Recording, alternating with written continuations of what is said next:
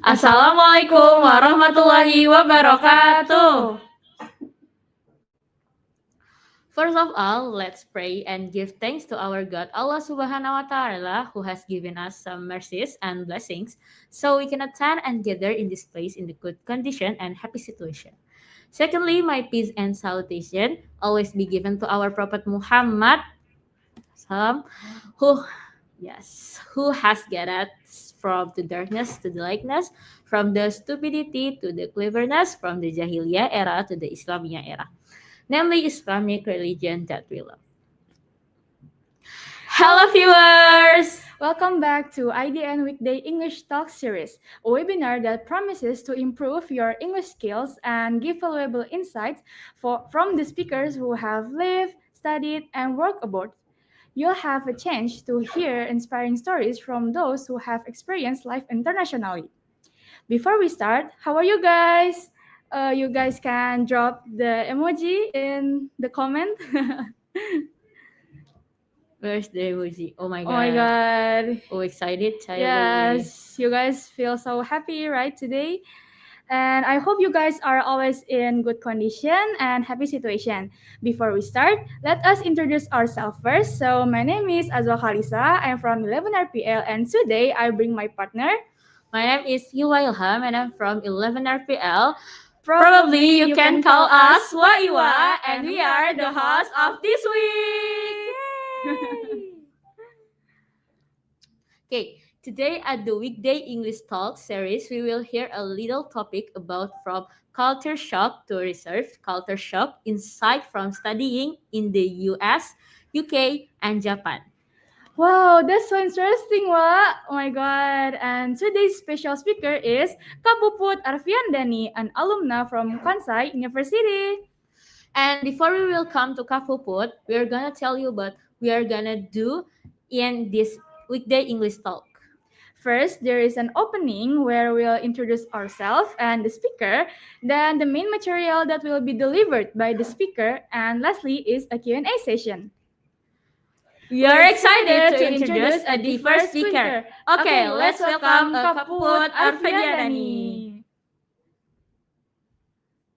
Hello everyone, Assalamualaikum warahmatullahi wabarakatuh to every one of you. It's very nice to meet you. So, shall I start the presentations or? Can I have some question? Okay, sure, please. How do you feel today, Kapuput? I'm very excited because this is my first time to present and meet virtually with students from IDN boarding house, boarding school. So I'm very excited to be able to interact with you and share my experiences from studying abroad. Wow.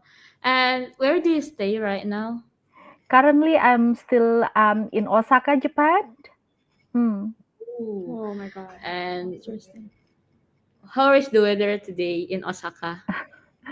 So now it's still summer, and you know what? Summer in Osaka is quite humid and hot. Even for me, coming from Indonesia with hot, specifically from Yogyakarta with its hot weather, Osaka's summertime still really humid and I think it's still unbearable. So yeah. And how many languages you speak, Kak? So well, basically only English and Indonesian and Japanese. But I can speak no not Japanese but Japanese bahasa Jawa. But I can speak only a little Japanese enough to like just say hi and buying some stuff. But yeah, just no more than basic. Okay, Kak Puput, you can introduce yourself. All right. So, hello everyone. It's very nice to meet you virtually here. My name is Puput. You can call me Kak Puput or Miss Puput, whatever you like. So back in Indonesia, I am an English teacher or English lecturer teaching at Universitas Muhammadiyah Yogyakarta. Currently, I'm still pursuing my PhD degree at Kansai University, Japan. Wow. Prior to my doctoral degree, I earned my master's degree from Nottingham University in the UK, and then I also did some Indonesian language teaching fellowship back in Yale University in the US under Oh, Fulbright fellowship.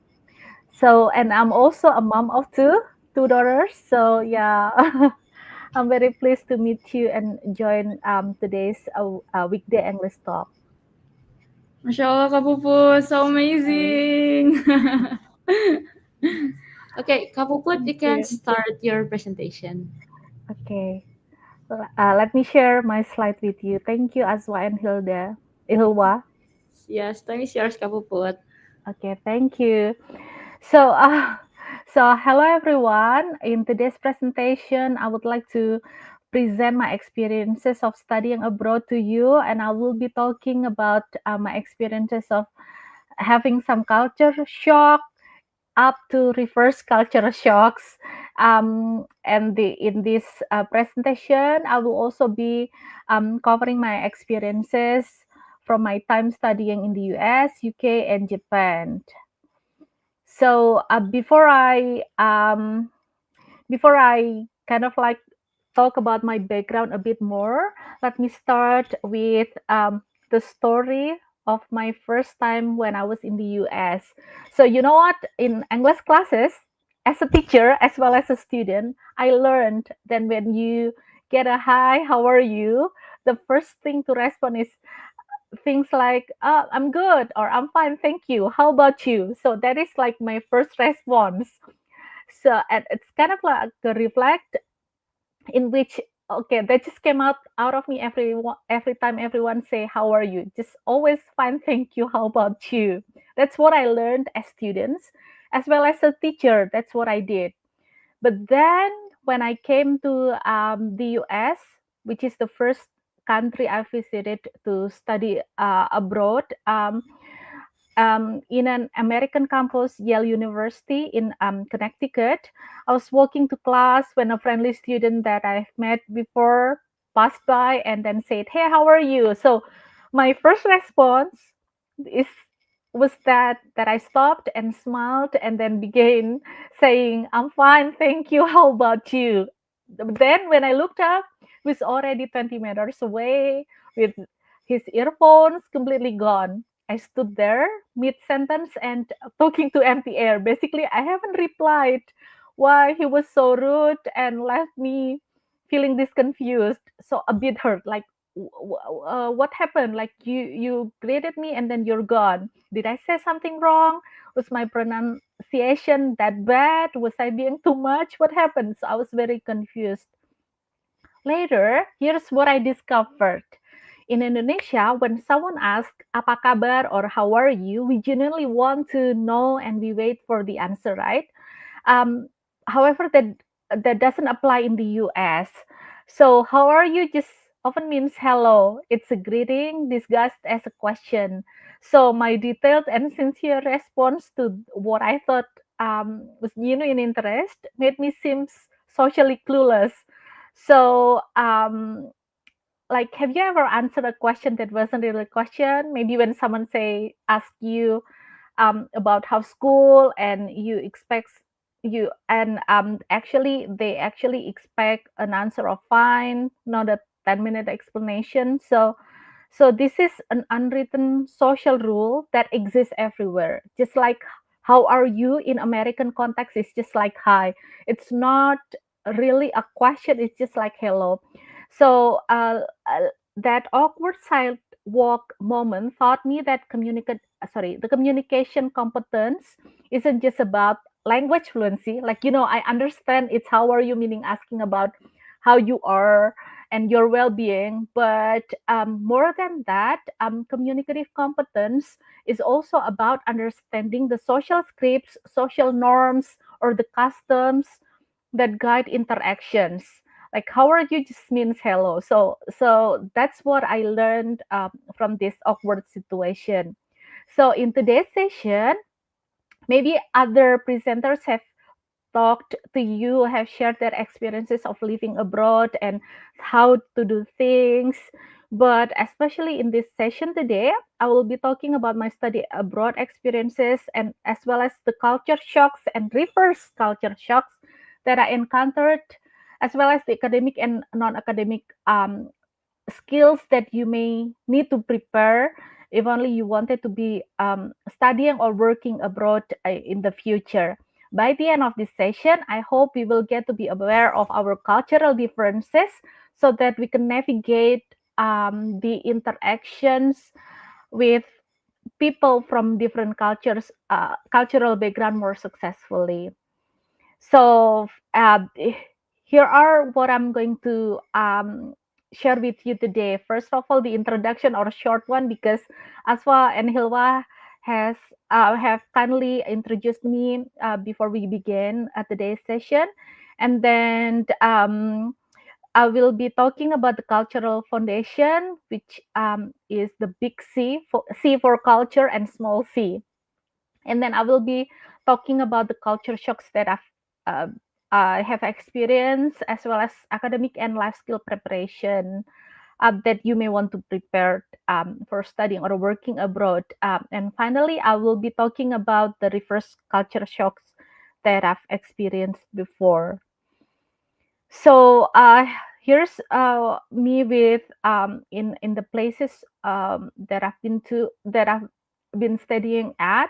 First of all, I'd like just to summarize the background. So I've got my bachelor's degree in English language education from Universitas Negeri Semarang, and then I graduated in 2011. I think most of you haven't been born yet.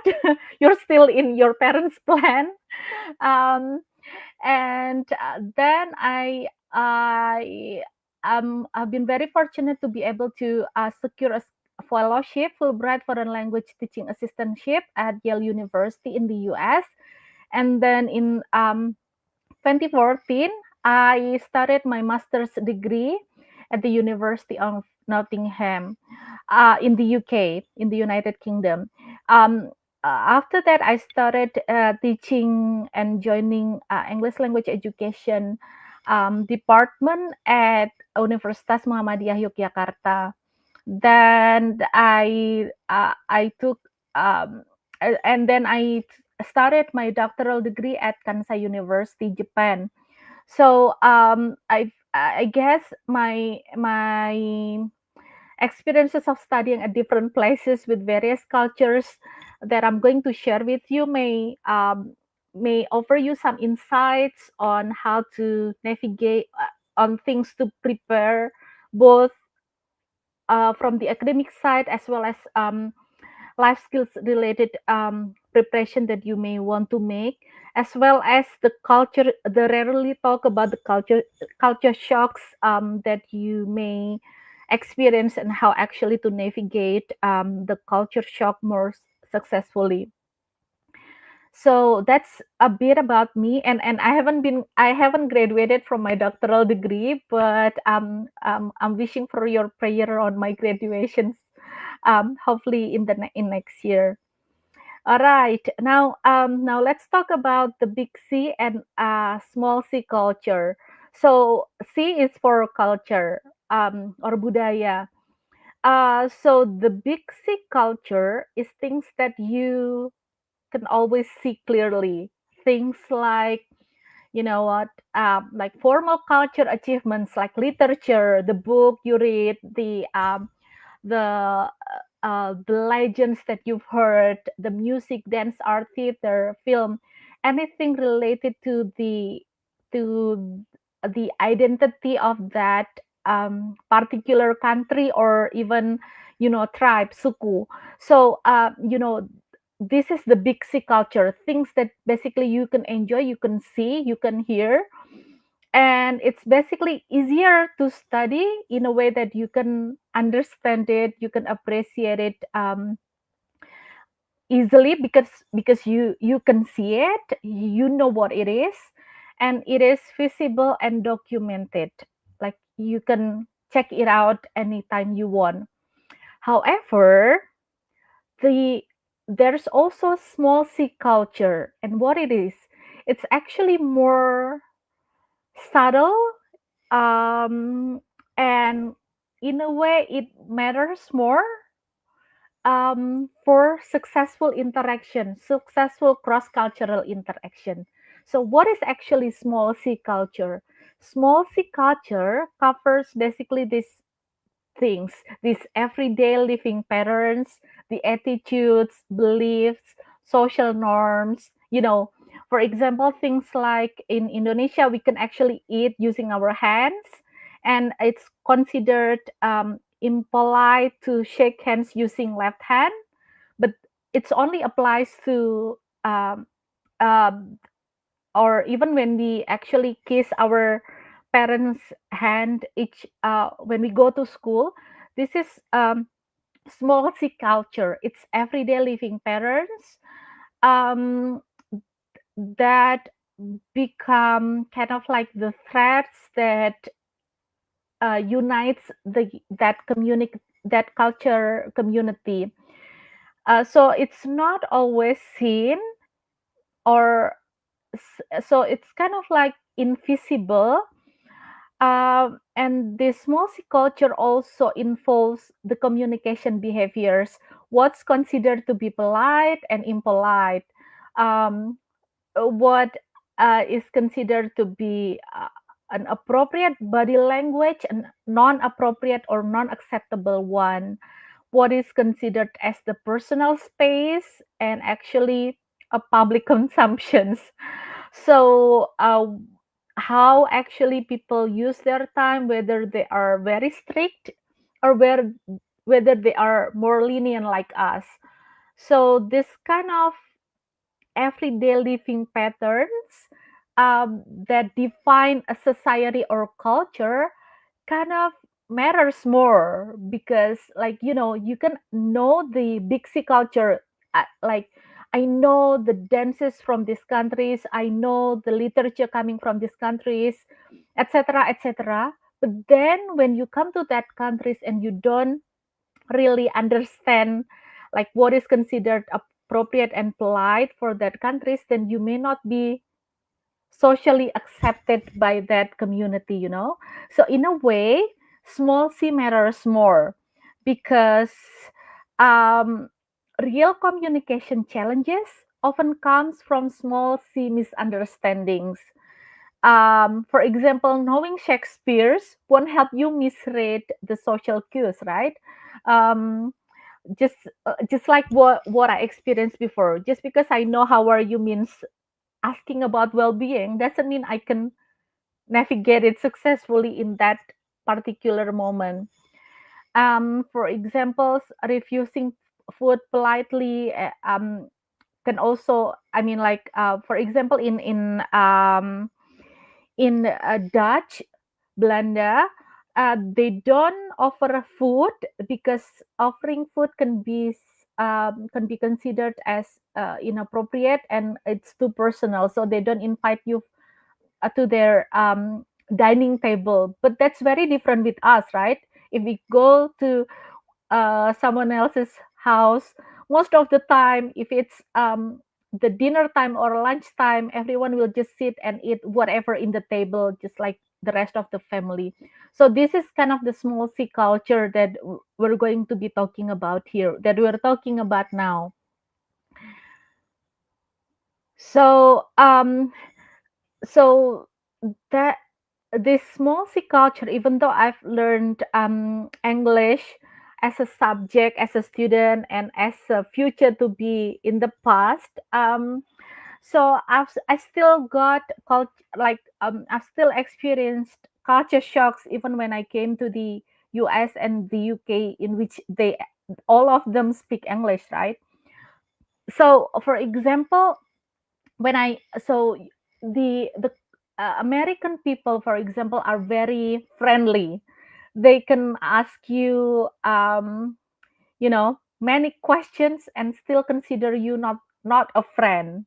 Like for example, I've I have had this experience of sitting next to someone in the classrooms and then asking them a lot about the classes and then their cultural background and stuff. But then the next day, it was like what we talked about in the day before, like gone. We're not even friends at that moment. So I, you know, because, but that does not happen in Indonesia, right? Everyone is called friend. Like there's nothing like acquaintances and then classmates. Everything is teman, like teman sekelas, teman teman sekompleks, But then in the US, talking a lot one time doesn't make you friend with each other. You're only classmates, you're only someone you've met, So, and that's even more different when I went to went to the UK, and then in which the people tend to be less friendly in comparison to American people. So when I came to the UK, so American people, most of them are very friendly. It's easy to just say hi and then just be very smiley and not be friends, but they're very friendly. There's some difference, right? You can be very friendly, but not being friends with one another.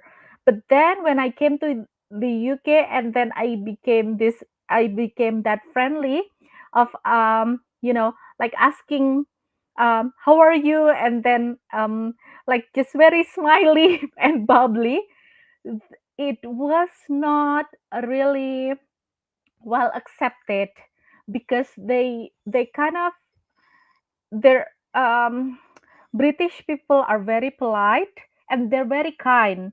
However, they tend to have this distance of not being too friendly, just like flat, and that is the best thing. Like being flat and just saying enough is the best thing for interacting with British people. For sure, it depends from people to people, but like in general, American people are friendlier. And that when I came to Japan, it's also different. Like it's harder to make friends, and people are kind and very polite. But then, like for example, like making a schedule for having lunch together, it takes days. It's not like, okay, let's just go to lunch together. It's just very different. So this kind of different cultures, the small c um, values that people believe can really vary from one country to another. So, what has been very helpful in all three situations and cultural contexts, first of all, is just um, so there are several things, but what I would like to suggest is first of all, just don't be baper. I don't know how to translate it in English, but like just don't be too easily to get offended. But just when things are not the way it is you were thought, that is okay, and you don't have to, just don't get easily be offended. Take time and understand the situation more, because most of the time it's just how it is, how the culture is, not necessarily mean that they're impolite or such. So the other things that would be very helpful is that to ask and read more, um, and building the intercultural awareness of the country. Then I think I don't have much time here, right? I still have time? But so I believe Aswa and Hilwa will tell me if only like I have 5 or 10 minutes more left. But I'll go on with talking about academic preparation for studying abroad. So, uh, so if you know, this is the picture of Edensor in the English. Sorry, in the UK. If so, it was not a popular tourist destination. I think it's a very calm countryside in the UK. So now let's talk about the academic preparation for studying abroad, or if you want to work abroad. So, regardless your country of destination, start building up your language skills.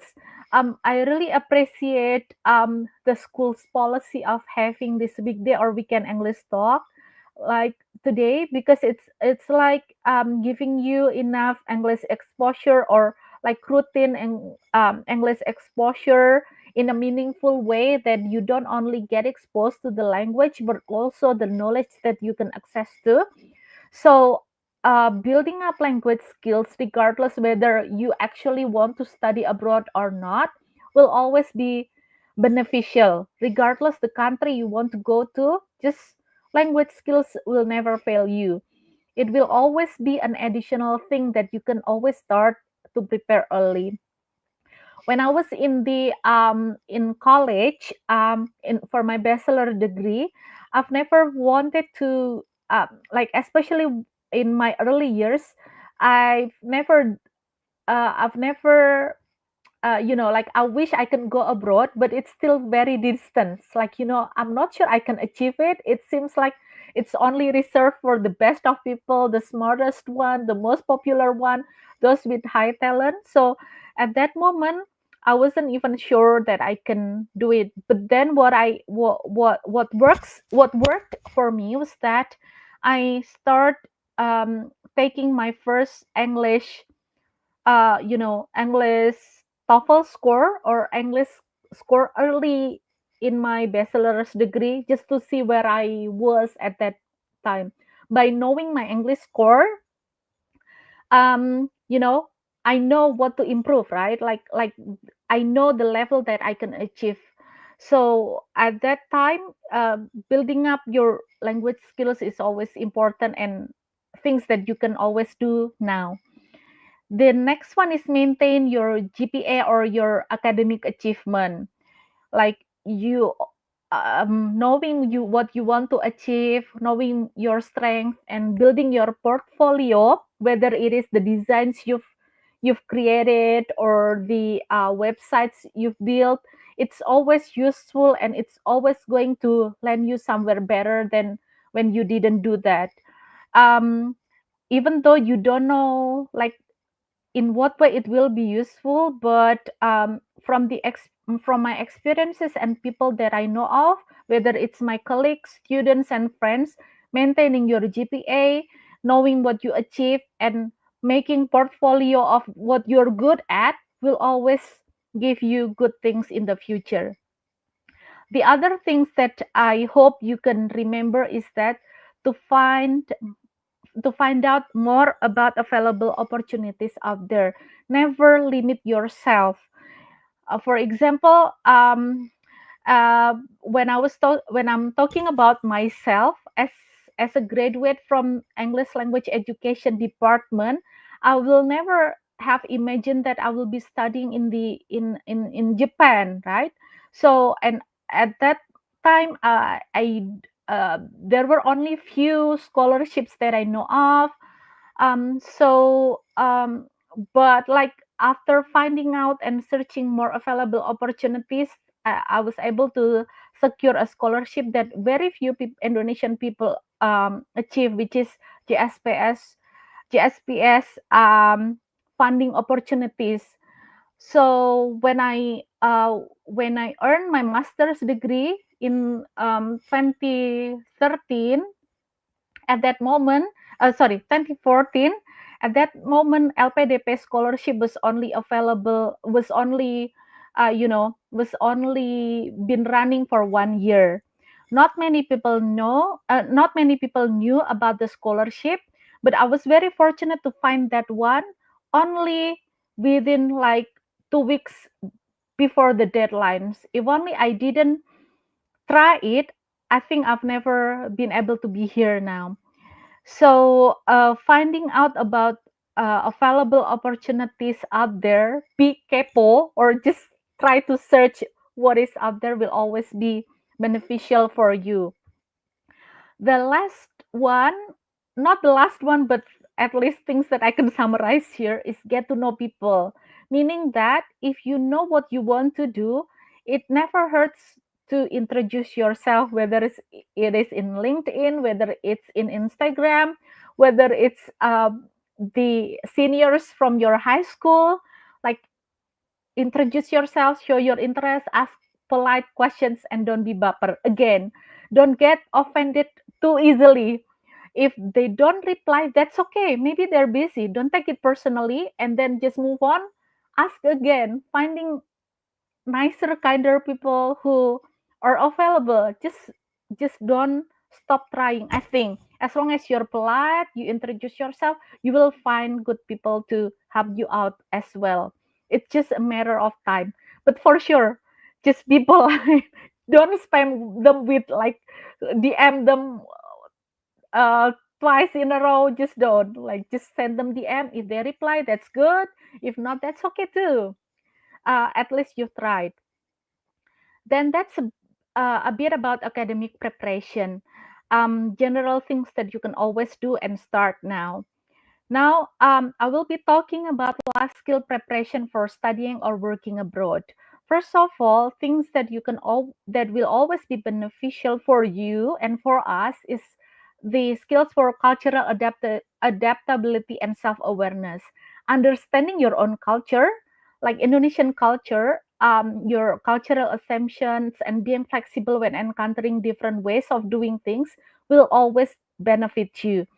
So, when we go abroad, whether it is for vacation or whether it is for studying or working, you need to remember that you become the global ambassador of your religion, as well as of Islam, as well as an Indonesian.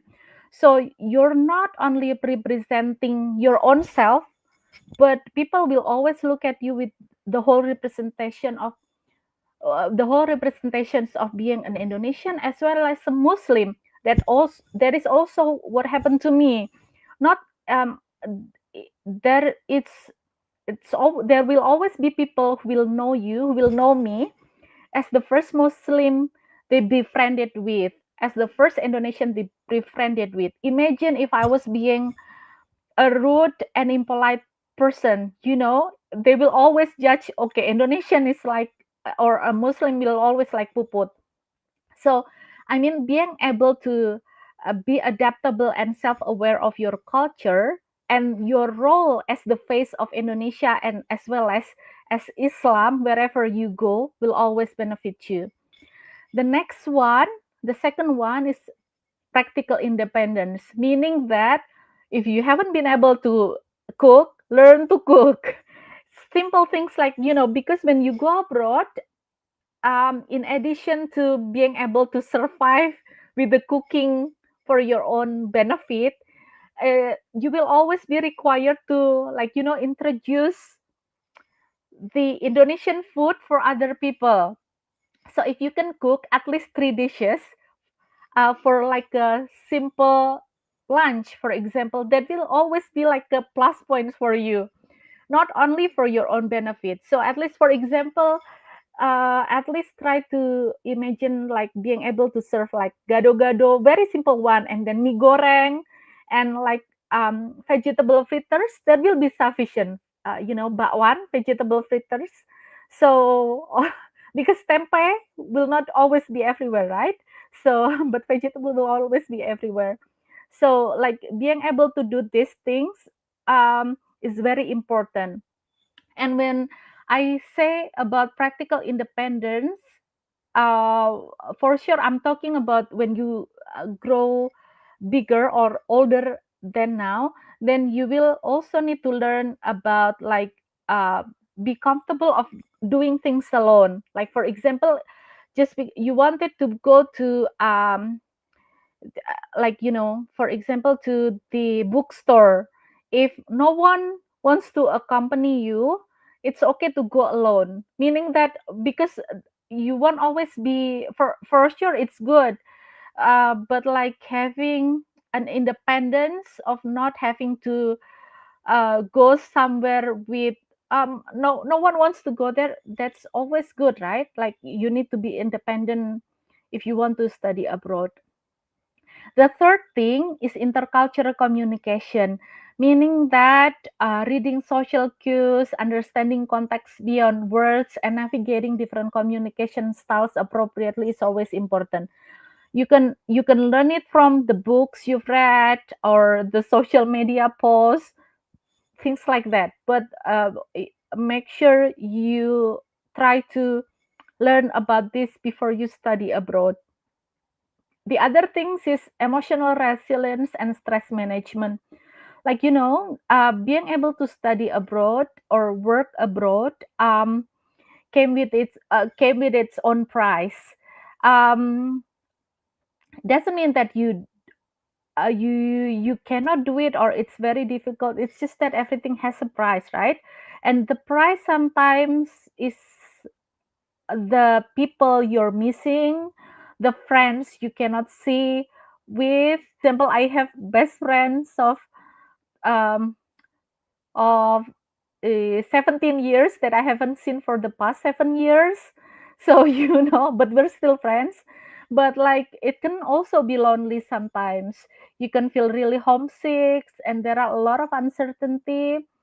But like being able to find ways that can help you to reduce your own stress and be more resilient when it comes to challenges can be really helpful in the long ways, and can help you have fulfilling abroad experiences.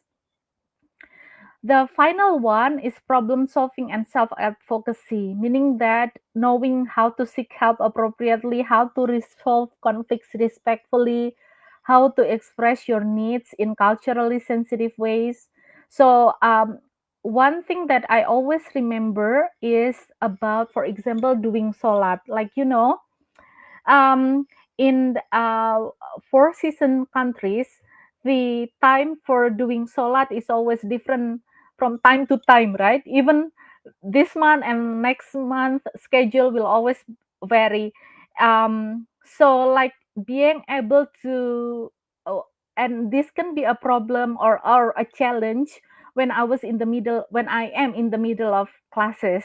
So like being able to express my needs of doing prayer, but also in culturally sensitive way in which I acknowledge that it can disrupt the situations, and then show my humility of being sorry, even though it's not actually something to be sorry of, but like showing this respects and being more diplomatic in a way can help you advance further and get your needs fulfilled. That is also the same with, for example, um, having halal food in for example lab party or like school party, not party like it's just gathering, and then like um, make sure that the host aware of your dietary preferences in which you only eat halal, or actually just like you're fine with, let's say, vegetables and fruit. That's kind of like needs some consideration and politeness to be able to communicate that more successfully. So it's important to be aware of these things and being able to communicate that respectfully and in a sensitive ways. Then after studying abroad, things that people rarely talk about is something called reverse culture shock, or culture shock when you come home. So what it is actually, it's actually harder than going abroad, because it's not always abroad. It can be like, for example, you're studying at a boarding school in Bogor, but then your home is actually in Aceh, and then you see differences. And then when you completed your high school and then you go back to Aceh, and sometimes someday you feel very foreign in your own home. That is actually reverse culture shock, and it can be really hard because your home doesn't feel home or doesn't feel the same anymore. So why actually that happens? It doesn't mean that you're arrogant or you're forgetting your own root. That's not the case. But because you've changed and your home has not changed, that creates the identity conflicts and belonging issues. So it doesn't mean that you're a brat or you're arrogance or you're not humble. That's that's not what it is. It's just very, that is, it's a natural things that can happen. Even for example, when American people come to Indonesia, they can also experience this reverse culture shock when they come back to the US, where like they do in the US, when these American people don't find the friendliness that they found in Indonesia. So it can be it can happen to anyone regardless of races and cultural background. And actually, the this kind of reverse culture shock can also be your new superpower, because in this way you have a unique spectacles. You have a new glasses, a pair of glasses to see your own culture more objectively. You can start questioning the assumptions you once took for granted. So actually, it's a superpower.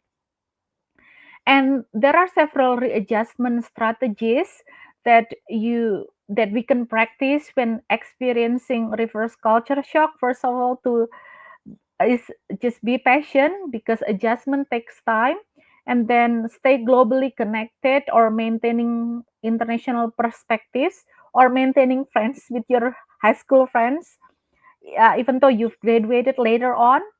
And then you can become the bridge to help others understand the different viewpoints.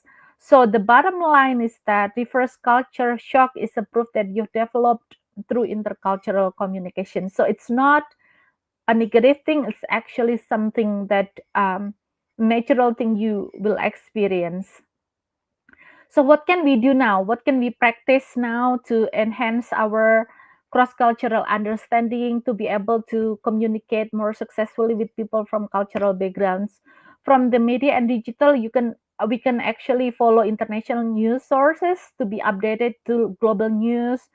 And then when we read or watch movies or reading books, we can start to not only take it for granted, but while reading, we can also try to notice the different social values of the people in the book that we're reading. There are also local opportunities such as attending cultural events and cultural centers, and in everyday life, we can also participate in language communities, and always remember to practice kindness and understanding when it comes to friends from different cultures. So remember, every cultural bridge you build prepares you to become a global Muslim and Indonesian ambassador who can actually contribute wherever you are. Thank you very much. That was all my sharing session, and feel free to share your questions or thoughts. I'll be happy to answer anytime. Assalamualaikum warahmatullahi wabarakatuh. Waalaikumsalam warahmatullahi wabarakatuh. Okay, thank you Kak Puput for your amazing presentation. Now let's move on to the Q&A session. So we have some students who will ask questions to Kak Puput. For the first student is Fiorenza Kinanti. The time is yours.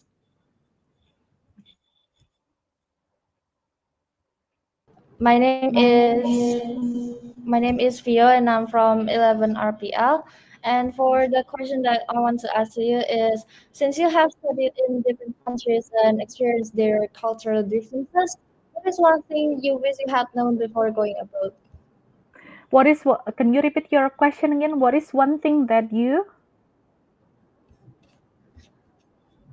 can you repeat your question? What is one thing you wish that you had known before going abroad? That is a very nice questions. So it's different from time to time, because like it's different countries. But when I was in the US, what I wish I can learn better is cooking. Like seriously, because it was like Indonesian teaching.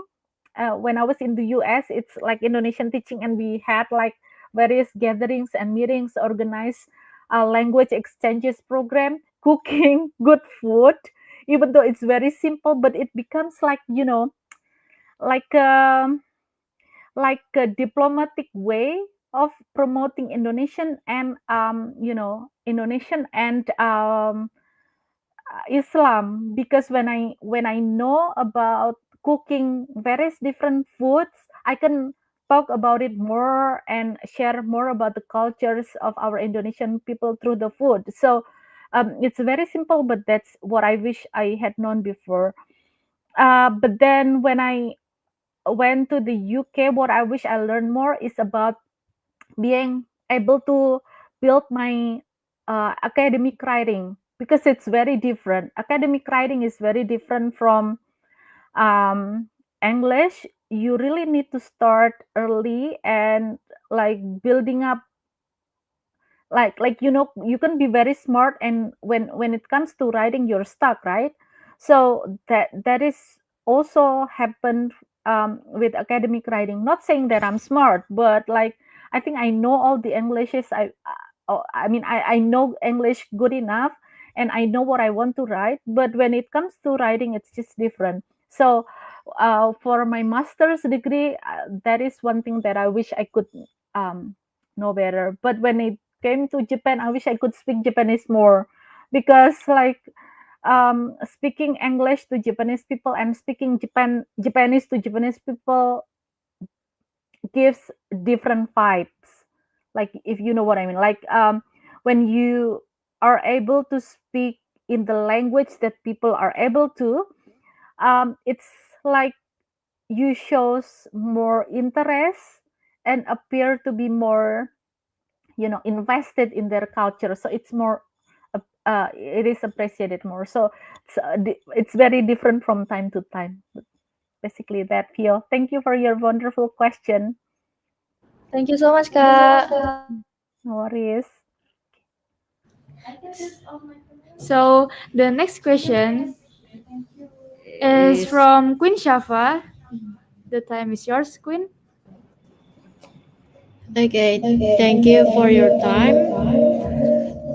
So, hello, Kak Puput. Hello, Queen. So, I have a question for you. What, sorry, do you have any struggle when preparing to study abroad? And that's my question. Thank you. Thank you, Queen, for your question. It's a wonderful question and a reflective question for me. So the challenges that I've met when studying abroad was different from time to time, but like the what is it like? I think the biggest challenge is to find the scholarship. Like it's really hard. Like so, and I think like one thing that I learned is that I failed many scholarships before I land one. Like before I got my first one, I failed several others, like maybe five during my undergraduate degree. So but so it's very challenging, not because it was my first time experience, right? I mean, I haven't been abroad. I'm not the top student in my class.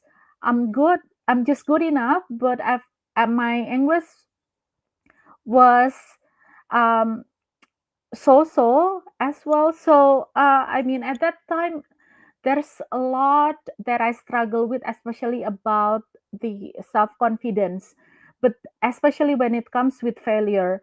But then I think it's really important to understand that failure does not define your worth. Failure is actually a means for you to reflect back and actually to it's actually a mirror of what you have prepared. It's not a mirror of you, but it's a mirror of what you've prepared. So what I did was that when I face the failure, I seek feedback from others. others who are better, others who have got scholarships, and then they like getting their feedback on my CV, things that I can actually do to build up my CV as well as my essay.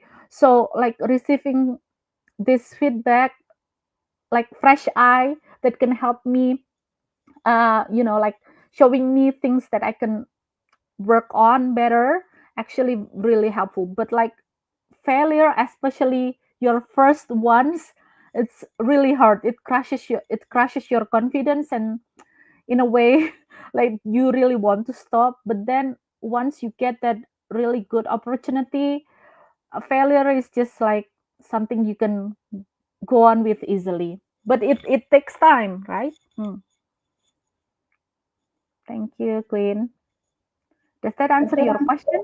Hmm. Okay, thank you for the answer, Kak Puput. You're welcome, Queen.